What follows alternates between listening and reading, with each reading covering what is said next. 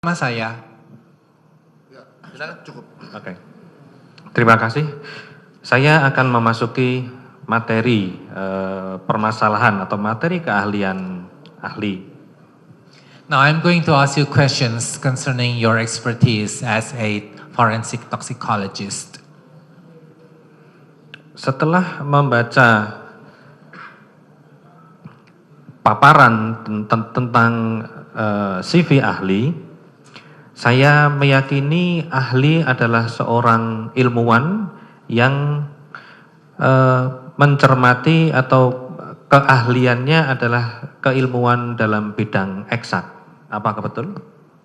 After reading your CV, I surmise that I got the opinion that your expertise, that you are a scientist, and that you are a scientist in exact sciences.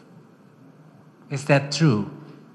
Toxicology Toxicology is the science of drugs and chemicals and how they affect the body, the toxic effects. adalah ilmu yang mempelajari tentang obat-obatan dan juga kimia serta dampaknya terhadap tubuh manusia.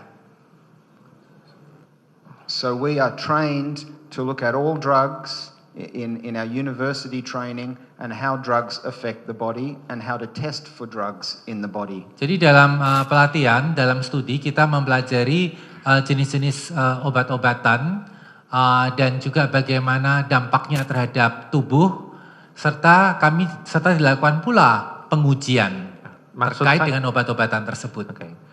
Pengujian dan maksud saya yang saya tanyakan bidang keilmuan ahli ini apakah tergolong pada bidang keilmuan ilmu pasti? What I would like to ask you is whether your expertise, your field of expertise, belongs to the exact sciences, mungkin part of exact sciences. Saya jelaskan, kalau di asumsi saya, ilmu pasti adalah 1 ditambah 2 pasti sama dengan 3. Apakah seperti itu? What I mean by exact science is, for example, 1 plus 1 equals 2. 1 ditambah 2 sama dengan 3. Or 1 plus 2 equals 3. Yes, toxicology and post-mortem toxicology is not exact. It's not precise. Oh.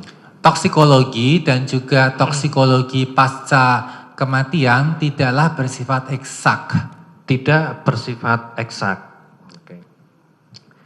Jika ilmu yang ahli kuasai tidak bersifat eksak, If the science, if the expertise that you have is not exact, mengapa ahli bisa berpendapat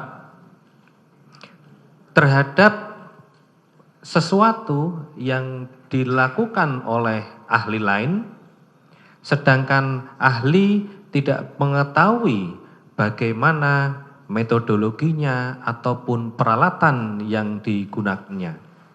how could you form an opinion against other experts while you do not know what methods the experts was using when performing the testing? Yes, that's true, and it's all part of the interpretation, which is why I have said that my interpretation, I don't know how it was tested. So Ya, itu betul, dan itu adalah bagian dari penafsiran. Itulah sebabnya dalam menafsirkan saya mengatakan saya tidak melihat atau menyaksikan sendiri bagaimana pengujian dilakukan. Sebagai ahli, ketika tidak melihat dan mengetahui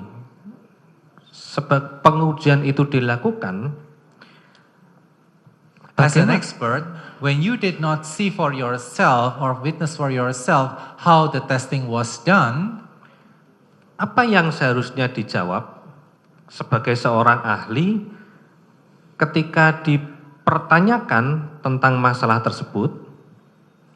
what you are supposed to answer when questions were asked to you about the matter? Apakah sesuatu dijawab dengan suatu hal kemungkinan atau lebih baik dijawab dengan tidak dapat memberikan penjelasan karena tidak mengetahui pengujian tersebut? Should the questions be answered by possibilities, or would it be better if the questions were answered by saying that that you don't know because you do not know how the methods of testings was because you do not know how testing was performed or what the methods was it? I interpreted the results based on the reports that said there was cyanide in one sample and no cyanide in other samples. Saya melakukan penafsiran berdasarkan laporan yang ada, yaitu adanya cyanida pada satu sampel dan tidak adanya cyanida pada sampel yang lain. I accept that I don't know how the samples were collected and stored and analyzed, Saya memang tidak tahu bagaimana sampel tersebut diambil, disimpan, dan dianalisis. which is why I explain different possibilities, what I would expect, but then also different possibilities. Itulah sebabnya mengapa tadi saya menyebutkan adanya kemungkinan-kemungkinan. Dan apa yang dapat terjadi itu juga disebutkan tadi, saya sebutkan ada kemungkinan-kemungkinan yang dapat dipertimbangkan. Sudah? Finish your opinion? Yes, thank you. Oke. Iya. Jika Anda ahli mengetahui dan memahami serta mencermati pengujian bahan ataupun bukti yang digunakan untuk pengujian, apakah ahli bisa memberikan sebuah kesimpulan yang lain dari yang ahli peroleh sekarang atau yang ahli pendapat ahli sekarang ini? If you understand how the testing was actually done, would you give another opinions? Would you give opinions other than the ones that you have said? That is possible. Ada kemungkinan. Ada kemungkinan.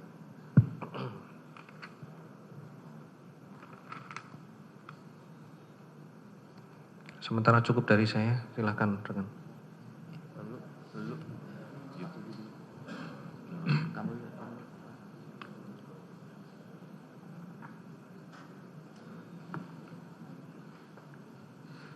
Saya lanjutkan. Saudara ahli, apakah syarat-syarat perhitungan pH menggunakan konstanta disosiasi rumus perhitungan pH? Mr. Expert, is the calculation of the pH using the dissociation apa Pak tadi? Perhitungan pH, rumus perhitungan pH. The formula for calculating the pH. Sehingga bisa memberikan hasil perhitungan so that the result of the calculation can be obtained yang sama that is the same dengan hasil pengukuran. as the results of measurement. Syarat-syaratnya dalam perhitungan atau pengukuran itu apa saja yang disyaratkan? What are the requirements that must be fulfilled when you measure samples? For cyanide, Maksud Bapak untuk cyanida? Iya, tadi yang terkait dengan hasil toksikologi yang dipaparkan tadi. Yes, in relation to the toxicological yang analysis results that Yeah. have been shown Terhadap sisa minuman kopi. With on pH the remaining coffee Ya. concerning the pH. Apa syarat-syarat perhitungannya What are the yang ahli requirements? ketahui? What, as far as you know, what are the requirements that must be fulfilled in order to determine the pH? pH can be done fairly simply. pH dapat diketahui dengan cara sederhana, And that can be done using a calibrated probe that's dropped into the milk. dapat digunakan dengan alat yang terkalibrasi untuk mengukur pH yang dimasukkan ke dalam cairan atau susu, dalam hal ini kopi susu. And you will have tested it previously to make sure that the pH that the probe is reading Dan tapi sebelumnya tentu pH dari Anda harus melakukan pengujian terlebih dahulu untuk memastikan bahwa alat tersebut sudah berfungsi dengan baik. is giving the expected reading, and then you would put it in the sample. Dan mampu mengukur dengan baik, dan setelah itu barulah dilakukan pengujian dengan menggunakan alat itu terhadap sampel. Apabila dalam suatu larutan kompleks ya, ini di dalam kasus Mirna ini, apabila suatu larutan kompleks yang di dalamnya mengandung seperti larutan Vietnam es kopi yang mengandung susu, gula, kopi, es dengan suhu sekitar 10 derajat, apakah perhitungan pH tadi dapat diterapkan untuk menghitung pH atau pH Vietnam es kopi harus diukur menggunakan pH meter? For complex liquid like Vietnamese iced coffee, which contains ice, coffee, sugar, and milk, could the pH calculation method that you have just described be used or be applied, or should pH meters be used instead? Yes, it can be applied. It's the same thing. A pH meter and a probe, it's the same thing. Ya, bisa dilakukan, apakah menggunakan pH meter atau menggunakan alat pengukur pH yang tadi disebutkan. Jadi harus diukur bukan dihitung ya. So the pH must be calculated, not measured. Well, it needs to be measured to be calculated. There needs to be some measurement, and so pH is usually measured using an instrument. Ya, harus dihitung dan juga diukur karena pH biasanya diukur dengan menggunakan suatu instrumen. Instrumennya apa saja? What are the instruments? Well, pH meter, like you said. Ya, misalnya pH meter seperti yang tadi Bapak katakan. Pada larutan Vietnam es kopi yang diminum oleh korban Mirna, itu mengandung garam sianida dengan pH 13 berdasarkan kesetimbangan ion. Tunggu ya Pak ya, in the Vietnamese iced coffee that was drunk by Mirna, there was a pH of 13 was found based on ion balance. Dapatkah ahli memperkirakan berapa persen ion natrium sianida yang ada di dalam larutan tersebut? Could you estimate how many natrium cyanide ion was in the drink or in the coffee? It would be better tested. I'm not sure how you would estimate the cyanide ions in the coffee. Lebih baik diuji atau dites. Saya tidak tahu bagaimana Anda memperkirakan sianida di dalam kopi. Kan saudara tadi menerima data dari penasihat hukum berupa hasil Well, you have dari received toksikologi. data. You have already received data from the legal advisor about the analysis results. Yes, I have received this. Ya, tadi sudah dilihat. Ya, apa pendapat saudara? Yes, what is your opinion? About the pH? Maksudnya pendapat saudara mengenai pH? Iya, Yes. terkait dengan pertanyaan tadi saya. In relation to the questions that I have asked you. Yes, my opinion of the pH based on the information provided is the pH was 13. Ya, so that- berdasarkan informasi yang saya dapatkan berdasarkan apa yang ada yang tadi telah disebutkan adalah bahwa pH-nya adalah 13. Yang kami tanyakan prosentasenya, persen ionnya. I'm asking you about the percentage of the ion, Persen ion CN-nya.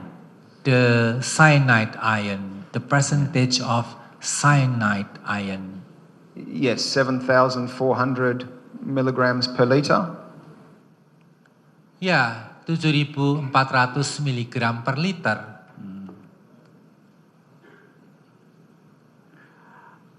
Tadi saudara menerangkan tentang jumlah sampel 0,1 mililiter, benar? You have explained about 0.1 milliliter found in the sample. Is that true? 0.2. Maksud Bapak maaf 0,2 atau bagaimana? Yang 0,1. 0.1. Cairan, ya, cairan. The liquid. The gastric liquid 0.1. Dapat saudara terangkan kembali tentang pendapat saudara tadi? Could you please repeat once again your explanation concerning this? My understanding is that 0.1 milligrams of liquid Pemahaman saya adalah bahwa cairan sebanyak 0,1 miligram or milliliter of liquid was atau obtained, mililiter diperoleh and that was then stored for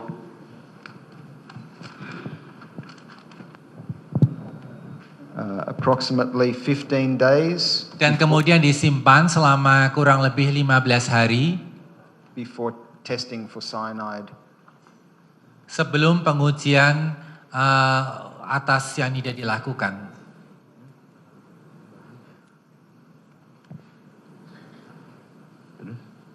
Mana ya? Hilang yuk. Apakah 0,1 yang tadi saudara terangkan, apakah itu bisa dideteksi adanya cyanida?